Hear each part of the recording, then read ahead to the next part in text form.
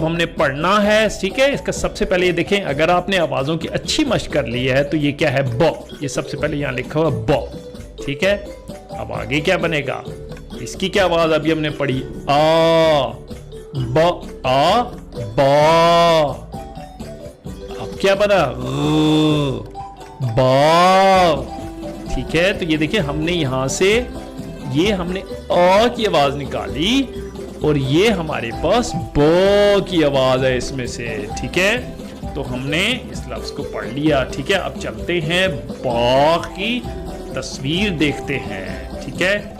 ये हमारे पास बाग की तस्वीर है। बाग आपको पता है जहाँ पे हम काम करते हैं और पौधे लगाते हैं, तो ये बाग में घास काट रहे हैं। आगे चलते हैं, अगला लफ्ज पढ़ते हैं जी। तो हमारे पास नया लफ्ज आ गया है, ठीक है। सबसे हमें ये इसकी पहली आवाज उठाते हैं, ये है प। इसकी आवाज क्या है, प। इसके आगे क्या है,